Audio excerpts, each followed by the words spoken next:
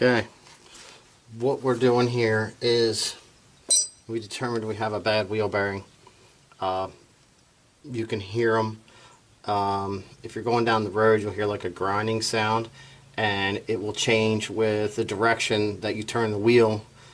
For example, this is the right front. So when I turn right going down the road, it loads all the weight onto the other side, so it puts more weight onto the bearing, and it actually made the noise go away a little bit. So then when I turn to the left, the weight transfer of the vehicle going down the road all came to this corner, so it actually increased this noise that was coming from this side, which is why we determined that our wheel bearing was coming from here. Also, when we had jacked this up, if you grab a hold of the wheel, you can actually get a little bit of play, and none of that is supposed to be there. You'll feel it move.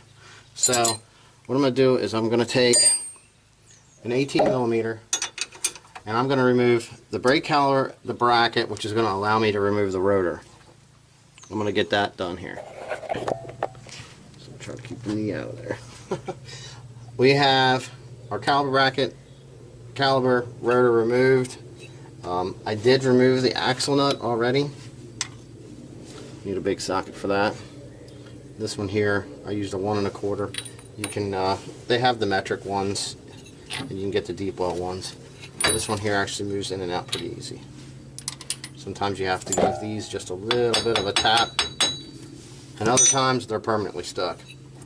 So, but we have this loose, and I wanted to just show you. I don't know if this will pick up.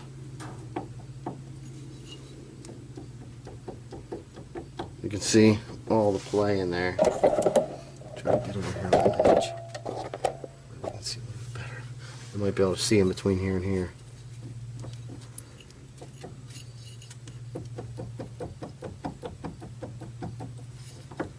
It's got a whole bunch of play. Alright, now we have our ABS sensor on this side. That's held in by a 10. So we're just going to pull that out. I already had started taking it out.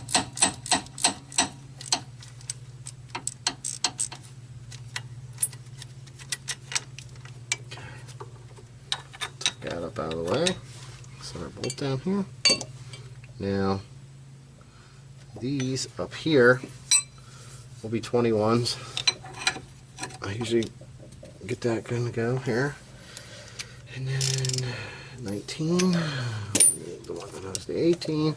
So the lower bolt that runs through here, one side will be a 15, one side will be an 18. If it's factory. This one obviously isn't. It's got a different bolt on it. 19 fits. So I mean, it might have like a 3/4 nut on it. That's one of those things that you got to check. Now this one has the tie rod replaced. Typically the nut that's on there is an 18mm, but this one is a 17. So we're going to get this stuff removed, and we'll be right back. Alright, I wanted to show you something else here. Now, this is probably going to be a little hard with the camera. At. But I like to try to check the tie rod end, or the ball joints anytime I'm in here. Usually, like if you're driving and you hear like any kind of a popping noise, popping, clicky, if you're hitting bumps, or if it's like on certain sides when you go over top of stuff, usually what that is that's playing the ball joint.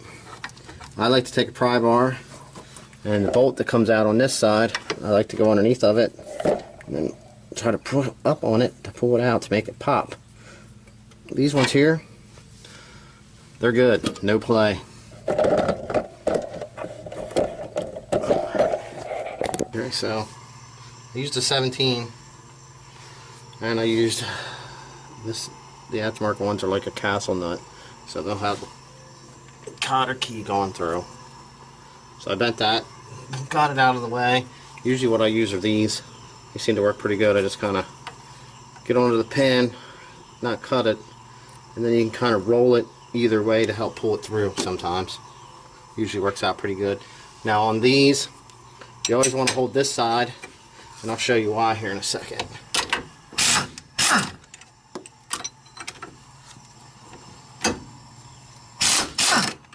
You want to keep that side from spinning. And that is because, hopefully we're still right here.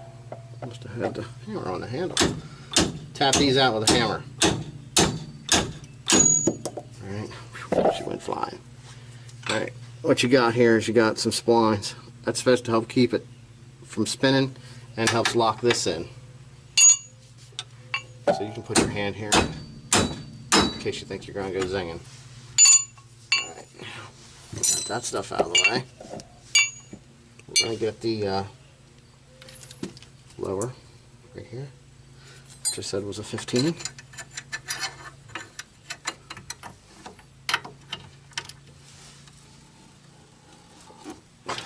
Alright, so I got this undone. What I want to do is I want to break this loose, which I should have hit this tie rod end over here. What I'm going to do is I'm going to impact right where the spindle goes. The tie rod goes right through the spindle here. And I'm going to hit that a couple times, and that'll help break this loose. Most of the time you can just go and they pop out. You don't want to watch how hard you hit the end of the tie rod end, because you can mushroom that out and it makes it real pain in the ass to get the threads of it. Messes up the thread so you can't get the nut back on. Okay, so we got the lower bolt out. So what you want to do is you want to push in on this. Be careful not to catch your boot. Push in on the axle, turn it to the side. And you can pretty much slide the axle right out. Lay it off to the side. Normally, what I like to do for these is I kind of just, let's see if I can get this on the other side here. This will be a little easier so you can see what I'm doing.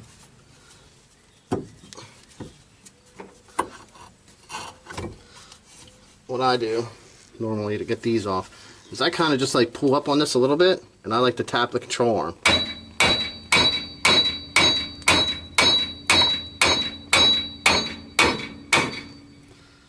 And then you can get your spindle off, and you can see how bad that was.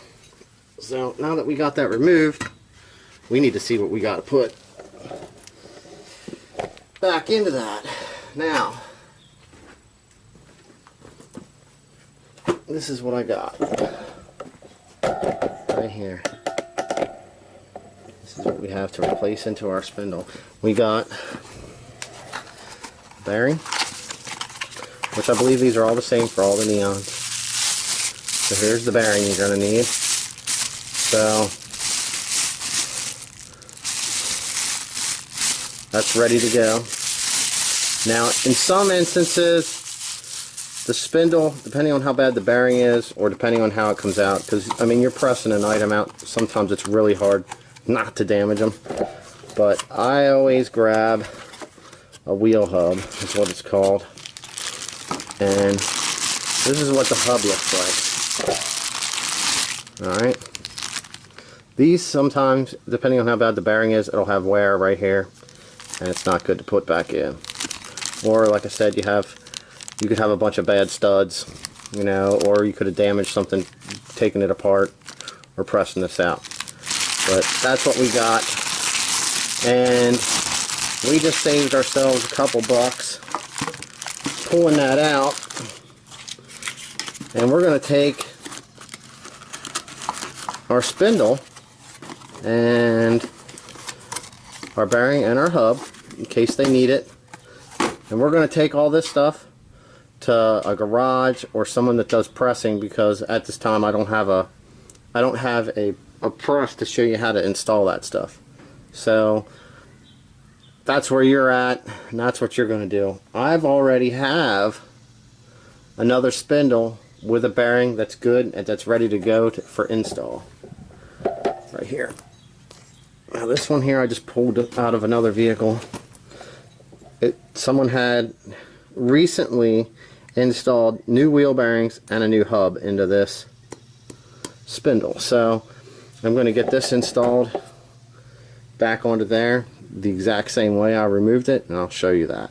Alright, so we just got back from a machine shop or a garage per se, and we just had a new hub and wheel bearing installed, and we're going to reinstall it on the vehicle. The lower ball joint has a slot for the bolt to go in, so you kind of want to, when you drop it down on, you want to make sure it lines up.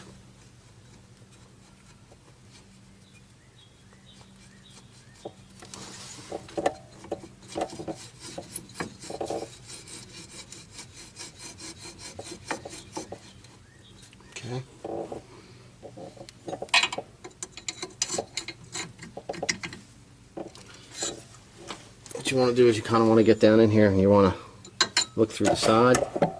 So we have that all lined up. So what we're going to do is we're going to start to get our bolt in there. We're going to give it a nice little tap.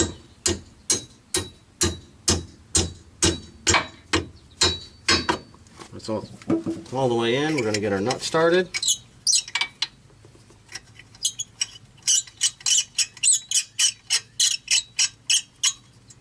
And then at this point, I turn it so I can get the axle back in. Get that wiggled in there. Make sure you're not hitting the boot or any kind of pressure on here, because you can tear the boot. Some cars will have a little bit more tension there depending on the suspension and how it's been sitting. So we got that. We got our axle. It's the whole way through. So we're going to install our washer and our nut. Okay. Now we're going to take these and we're going to get this lined up by wiggling that. And then all you have to do is push back in on this. And what I'm going to do is, I always prefer to push in on these as hard as I can to make sure that they're set in. And then since they're splined, I give them a good old tap. And then I'll get those nuts installed.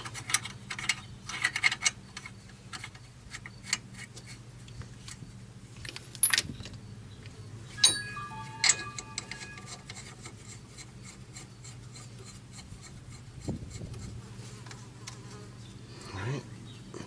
10mm bolt. You got this. This one has a bolt runs through here. You can see it like metal on the sensor. And then it has a plastic to line it up. That'll go back in there. You'll stick your 10mm back in.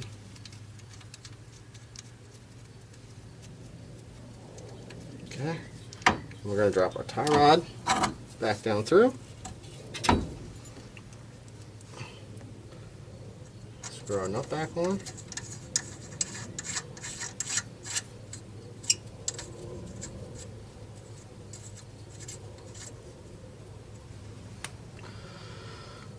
We're going to tighten everything up with the air gun, and then we'll get the caliper and the rotor installed.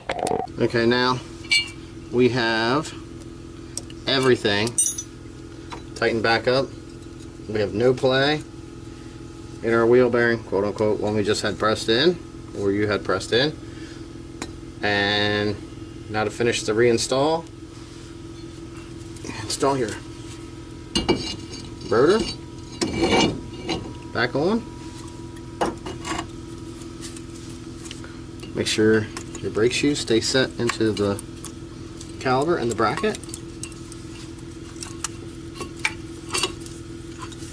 Get that slid back on. Grab your caliper bolt. Get the holes lined up.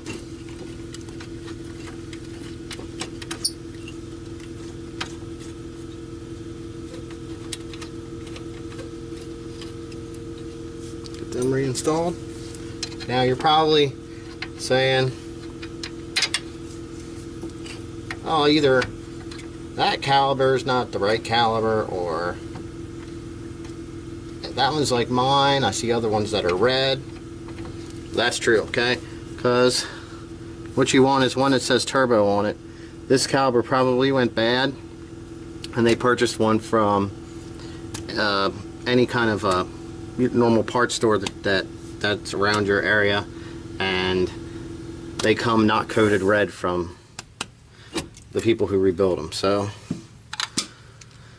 that's where that's at. We're going to get that tightened up, and that's actually going to finish our install on our wheel bearing. Because once the brake's reinstalled, we're done. All we have to do is put the wheel on.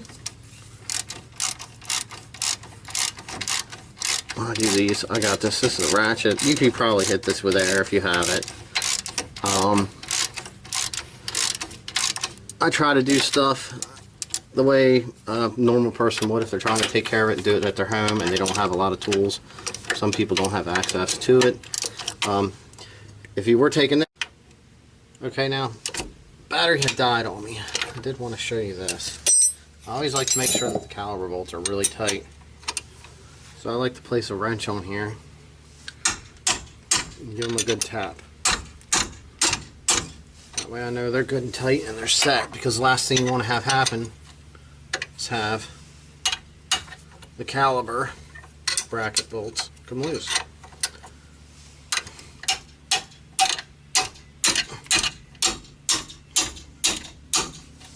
Alright. All finished up. Now we gotta do is install our wheel.